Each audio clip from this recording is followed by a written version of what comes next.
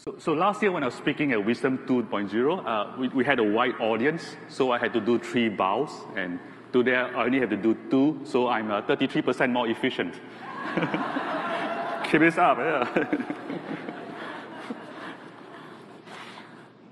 So last year, when my book came out, I did a press interview of many, and in this particular interview, I was asked about the benefits of meditation. So I started naming a list of benefits, the standard stuff, right? Improves the concentration, mental and physical wellness, success at work, blah, blah, blah, blah, blah. And the interviewer threw up his hands and said, okay, is there anything that meditation doesn't do for you? I said, well, it doesn't make you attractive.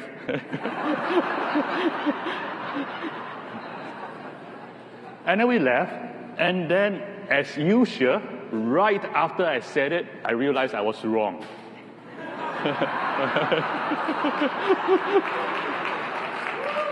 And I was wrong because meditation can actually make you more attractive.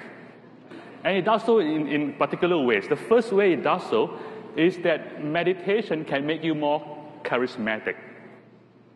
How do you do that? Or how does that happen? So according to my friend, Olivia Fox, the author of The Charisma Myth, charismatic behavior can be broken down into 3 core elements: presence, confidence, and warmth. Right?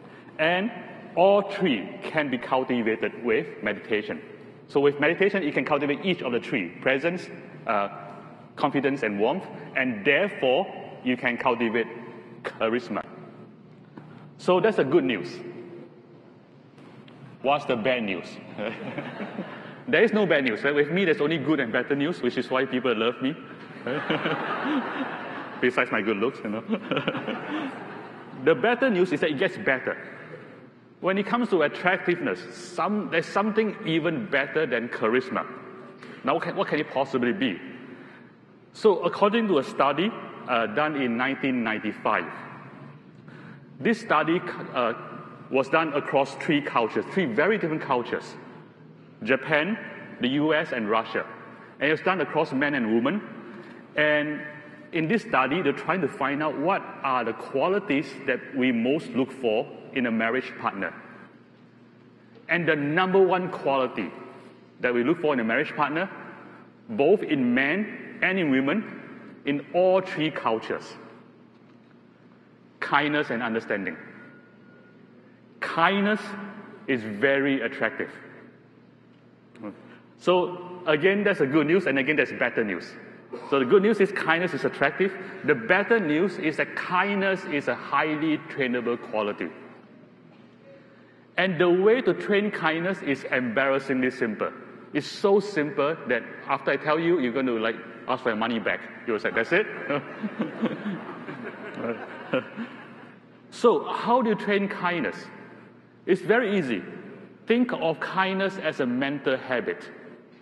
And the mental habit of kindness is when you look at a random human being. And the first thought that is habitual, instinctive, and effortless. The first thought is, I wish for this person to be happy. Right? I wish for this person to be happy. That is it. And if you have the habit, then you have the quality of kindness. How do you do that? Very simple. The word habit suggests that if you do it a lot, it becomes a habit. Right? So, would anybody mind doing a 10-second exercise? Okay, 10 seconds. 10 seconds, just randomly identify 2 people in this room and just think, I wish for this person to be happy, and I wish for that person to be happy. So don't say anything, don't do anything, just think. Okay? Beginning now.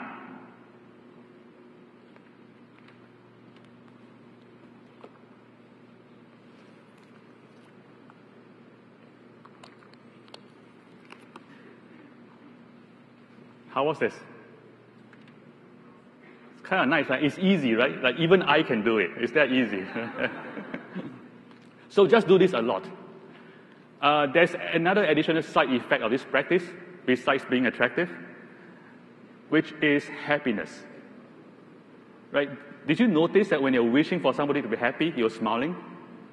Right? Kindness is intrinsically rewarding. Kindness intrinsically brings about happiness. And if that's true, if what I just said is true, then you just discovered a renewable source of happiness. So a couple of months ago, I gave a talk at Spirit Rock, and I talked about this practice, and I suggested to the audience, go home, tomorrow when you get back to work, it was a Monday, I said, go back to work tomorrow, do this 10 seconds per hour. So every hour, 10 seconds, look at two random human beings and say, I wish for this guy to be happy, I wish for that woman to be happy. That's it, get back to work. And I didn't think much of it. So that was a Monday. On Wednesday, I received an email from a total stranger. And this person, in her email, she tells me, I hate my job. I hate coming to work every day. But I tried out what you suggested. And yesterday was my happiest day in 7 years. So that's all it takes. 10 seconds of wishing other people to be happy. Just two people. And you'll be happy. Your happiest moment for 7 years. Let me end with a story. This is a story about Ananda. And Ananda is one of the Buddha's top disciples. He's also the guy, or among the Buddha's disciples, he was the man who is known to be highest in loving kindness. And because he's so kind to everybody, he's known as the guy everybody loves. Right? So this is a story of Ananda and the untouchable woman. So there's this woman, in India they have a caste system. So she's of the lowest caste. She's untouchable. Like, you literally cannot touch her. She's that low. And so Ananda met this woman, and as usual, Ananda was being kind to her. Treated her like a human being, treated her with respect. So from his point of view, it was just another interaction. Yeah, kind of nice. Right?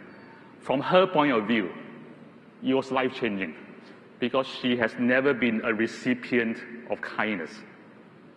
And she was so awed that she thought that she fell in love with Ananda. And she told herself, I want to spend the rest of my life serving this man. Unfortunately, she cannot do that because he's a monk. Right? So a monk cannot have a woman serving him for the rest of her life. And she knows that. So being a very resourceful woman, she figured out who he was. She figured out he was the Buddha's disciple. So she went straight to the Buddha. And she told the Buddha the whole story and said, please make Ananda accept me as his servant for life. And the Buddha said, why would you want to do that? And she said, well, because I'm in love with him and I want to serve him for the rest of my life. And the Buddha said to her, no, my friend, you are not in love with Ananda. In fact, what you're in love with is his kindness. And that same kindness you also have in your heart. And that same kindness you can also develop so that it blossoms. And the Buddha continues, therefore, if you want to serve and honor Ananda for the rest of your life, what you should do is to grow that kindness so that you will be an example and a model of kindness for everybody around you. That is how you can honor him. So my friends, I wish you will all be a model, an example of kindness for everybody around you.